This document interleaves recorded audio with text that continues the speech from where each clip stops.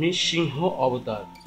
নৃসিংহ অবতার হিন্দু দেবতা বিষ্ণুর চতুর্থ অবতার। নৃসিংহ শব্দের অর্থ হল অর্ধ মানুষ অর্ধ সিংহ।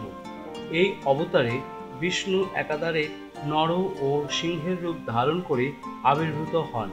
পুরাণ অনুযায়ী হিরণ্যকশিপু নামক এক অসুর ব্রহ্মার কাছে এমন বর লাভ করেছিলেন যে কোনো মানুষ বা পশু তাকে হত্যা করতে পারবে না। দিনের বেলা বা রাতের বেলা নয়, ঘরের ভিতরে বা বাইরে নয়, কোনো অস্ত্র দিয়েও নয়।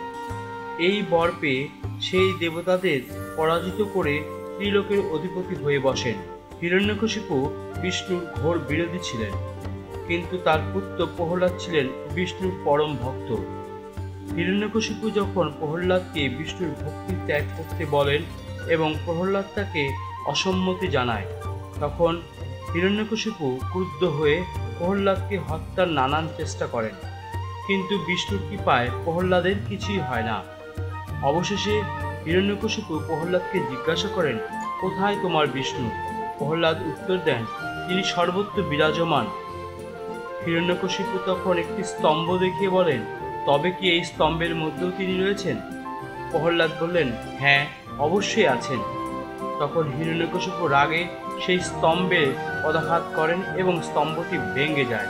সেই স্তম্ভ থেকে এক ভয়ানক মূর্তির আবির্ভূত হয়, যা ছিল অর্ধেক মানুষ এবং অর্ধেক সিংহ। এই মূর্তি নৃসিংহদেব।